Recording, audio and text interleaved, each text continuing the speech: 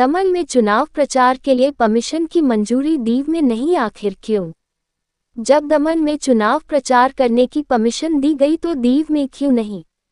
आखिर उमेश पटेल को चुनाव विभाग दीव में क्यों नहीं दे रहा है डोर टू डोर चुनाव प्रचार करने की परमिशन?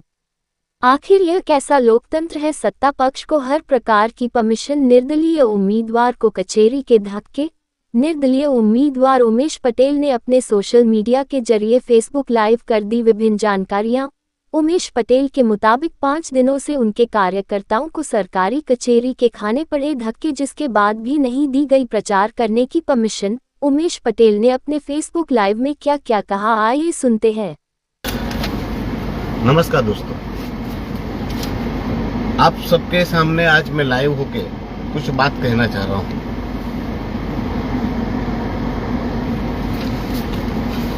आप सबको पता होगा कि मैं दीव के दौरे पर हूं और दीव में जो दौरा मेरा शुरू हुआ है उसमें मैंने परमिशनें मांगी थी। आप सब जानते हैं कि मैंने 2019 में भी निर्दलीय चुनाव लड़ा था और ये लगभग 3 महीने पहले से मैंने इलेक्शन कमीशन को भी, हमारे दमन के कलेक्टर को भी, दीव के कलेक्टर को भी मैंने लेटर देकर उनसे विनती की थी कि मुझे भी इंडिपेंडेंट कैंडिडेट कंसीडर करें और चुनाव की सारी प्रक्रिया में मुझे भी सम्मिलित रखे। ये 3 महीने से मैं कर रहा हूं। मैंने जितने भी कामकाज किए वो सारे कामकाज मैंने कलेक्टर को, दमन कलेक्टर, दीव कलेक्टर को परमिशन के लिए या इंटीमेशन के लिए लेटर लिखता रहा। अब आप सब जानते हैं कि 2024 का चुनाव डिक्लेयर हो चुका है। दूसरी अन्य पार्टियों ने भी अपने अपने उम्मीदवारों को मैदान में उतार दिया है और बाकायदा चुनाव प्रचार भी चालू कर दिया है। मैंने भी अपने इंडिपेंडेंट उम्मीदवार के तौर पर चुनाव प्रचार के लिए परमिशन मांगी। दमन में मांगी, दीव में मांगी। दमन में मुझे परमिशन मिल गई। दमन की परमिशन मेरे पास है। दमन में सारी की सारी डोर टू डोर, ये हैंडबिल्स की, ये सारे हैंडबिल्स की भी परमिशन मिल गई। ये सारे हैंडबिल्स, इनविटेशंस, ये सारी परमिशन मुझे दमन में मिली और ये दमन के जो वहाँ के अधिकारी हैं उन्होंने मुझे सारी चीज़ों का परमिशन दिया हुआ है। ये जो परमिशन दी है वो रिटर्निंग ऑफिसर ने दी है दमन में। और जब मैंने दमन में परमिशन मांगी तो वही समय पर मैंने दीव में भी परमिशन के लिए अप्लाई कर दिया। मुझे मालूम था कि प्रशासनिक अधिकारी जो है वो गुलामी मानसिकता से है, जबकि अभी वो प्रशासन के अधिकारी नहीं है, वो चुनाव के अधिकारी है। और मुझे मालूम था कि जो हमारे प्रशासनिक अधिकारी है ये गुलाम, प्रशासन की गुलामी वाली मानसिकता से ग्रस्त है, इसलिए मुझे दौड़ाएंगे वो मैं मानता था।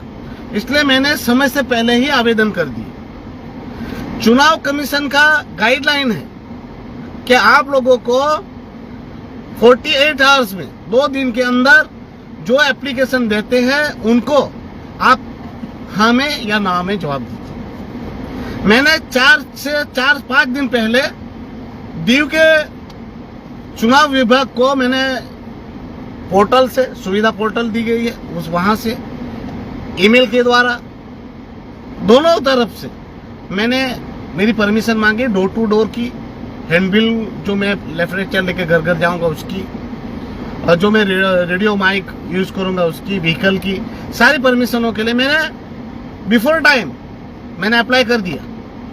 4 दिन में मुझे परमिशन नहीं मिली। दमन की परमिशन मिल गई, उसके बावजूद दीव की परमिशन नहीं मिली तो मैं दीव आया। और दीव में मैंने पहले तो मेरे वहां दमन से निकला तो मैंने यहाँ पर ऑफलाइन प्रोसीजर के भी डॉक्यूमेंट मेरे यहाँ के कार्यकर्ता को भेज दिए। हमारे कार्यकर्ता सुबह से दोपहर तक बैठे हुए हैं। देखिए कैसी लोकशाही, दोपहर तक, सुबह से लेकर 9:45 बजे से लेकर 1 बजे तक हमारे कार्यकर्ता को वहां बिठा के रखा। इनवर्ड तक नहीं किए, एप्लीकेशन इनवर्ड भी नहीं किए। जब मैं यहाँ दोपहर में पहुंचा दीव तो दीव में डायरेक्ट मैं इलेक्शन विभाग में गया, उनसे मैंने पूछा कि भाई इनवोट क्यों नहीं कर रहे हो आप लोग। तब जाके इन लोगों ने मेरा इनवोट ऑफलाइन किया। अब गाइडलाइन है कि 48 घंटे में आपको हमें जवाब देना है, और इन लोगों ने 5 दिन के बाद, वो भी शाम को 6-7 बजे के बीच में, मेरी सारी एप्लीकेशन रिजेक्ट कर दी। और ये हमारी मैडम ये कह रही है, कलेक्टर ARO है ना, वहां रिटर्निंग ऑफिसर उसके नीचे है असिस्टेंट रिटर्निंग ऑफिसर, वो कह रही है कि दमन में आपको परमिशन मिलेगी मगर दीव में नहीं मिलेगी। वो रिटर्निंग ऑफिसर है, उसके नीचे है। फिर भी उन लोगों ने तर्क क्या दिए, बोल रहे कि अभी आप लोग जो इलेक्शन लोकसभा चुनाव लड़ रहे हो उसमें आप कैंडिडेट डिक्लेयर नहीं हो। दूसरी बात कह रहे हैं कि आपका जो खर्चा है वो हम किस अकाउंट में बाइफिकेशन करें, वो आपने वो नहीं किया है। तो मैं ये इलेक्शन चुनाव अधिकारी को पूछना चाहता हूँ, दीव के election returning assistant returning officer ji को, विथ रिस्पेक्ट, कि अकाउंट कैसे मेंटेन करना है, क्या करना है, वो आपका लुक आफ्टर है, मेरा नहीं है। आप मुझे दीजिए, किसमें करना है मैं करने के लिए तैयार हूं। बाकी कैंडिडेट की बात कर रहे हो आप, तो मुझे बताइए, भाजपा के कांग्रेस के कैंडिडेट भी अभी डिक्लेयर हुए हैं, वो कहां कैंडिडेट हुए हैं? वो तो पार्टियों ने उम्मीदवार नॉमिनेट किए हैं। जिसके पास पार्टी नहीं है, इसीलिए तो भारत के संविधान में हक दिया है वो इंडिपेंडेंट लड़े, इसलिए मैंने अपने आप को डिक्लेयर किया है और उसी हिसाब से मैंने प्रोसीजर मांगी है। मेरी फर्ज है, मेरी जिम्मेवारी है कि मैं आपको सूचित करूं, और आपकी जवाबदेही है कि कानून के दायरे में रह के आप काम करें। तो मुझे कल इन लोगों ने, पहली बात तो मेरे 5 दिन बिगाड़े, 5 दिन के बाद उन्होंने मुझे रिजेक्ट किया मेरी एप्लीकेशन को। तो मैं ये पूछना चाहता हूं, अगर भाजपा का, कांग्रेस का, वो भी तो कैंडिडेट नहीं है, अभी तक फॉर्म नहीं भरे, तो वो कैसे प्रचार कर सकते? उनको टाइम से पहले ही सब कुछ कैसे परवानगियां मिल जाती है? क्या ये लोकतंत्र है? ये लोक प्रणाली है? और ऐसे चुनाव आप लोग लड़ोगे, ऐसे भाजपा को मदद करोगे? और कल की एक हैरानी की बात कर रहा हूं, कल मैं दीव आया था, लोगों को मिल रहा था, किसी के साथ चाय पी रहा था, किसी के साथ खाना खा रहा था, किसी के साथ नाश्ता कर रहा था। तो कल वणाकबारा की बात कर रहा हूँ। वणाकबारा में मैं कल आजाद चौक पे, वहां कुछ मेरे मित्रों के साथ मैं चाय पी रहा था, अंदर रेस्टोरेंट में चाय पी रहा था। तो बोले मेरे जाने के बाद, मतलब मैं चाय पी के बाहर निकला, बोले सेक्टर ऑफिसर दीव का वो वहां पहुंच गया, और जिनसे मैं बात कर रहा था उनसे बोल रहा है कि उमेश पटेल क्यों आया था, क्या कर रहा था, क्या बात कर रहा था। मतलब ये क्या है? ये क्या है? ये क्या है? ये लोकतंत्र है, ये लोकशाही है। मेरे पीछे पीछे पुलिस को दौड़ाएंगे। अभी तो चुनाव चालू नहीं हुआ, और इन लोगों ने ये सारा काम चालू कर दिया। अभी तक तो फॉर्म नहीं भरे गए, मतलब मुझे घूमने नहीं दोगे। ये नहीं लिखना है, ये नहीं बोलना है, ये नहीं करना है, क्या है? सारे कायदे मुझे ही लगेंगे, सब नियम मुझे ही लगेंगे। भारतीय जनता पार्टी के आप चाटुकारिता करेंगे अधिकारी? अरे आप लोग इलेक्शन कमीशन के बंदे हो, ये लोकशाही प्रणाली है, ये भारतीय संविधान अभी लागू है यहाँ पर। इससे अच्छा तो आप लोग एक काम करिए, यहाँ पर नोटिफिकेशन ला दीजिए, और जितने चुनावी अधिकारी है, अगर भाजपा को खुल के ही मदद कर रहा है तो भाजपा के पट्टे डाल दीजिए, और वो ऑफिस में भारत सरकार का चुनाव कमीशन, इलेक्शन विभाग है, उसका नाम बदल दीजिए, Bharatiya Janata party election department ऐसा लिख दीजिए। रिटर्निंग ऑफिसर भारत सरकार क्यों साइन करते हो? वहां लिखो भारतीय जनता पार्टी के एजेंट। अरे ये बात हुई, 5 साल तक शोषण हुआ, हमारे साथ अत्याचार हुए, हमारे साथ अन्याय हुआ, हमारे घर बार दुकान मकान तोड़े गए। आज जब वो बातों लेकर हम लोगों के पास जा रहे हैं तो हमें जाने नहीं दे रहा है।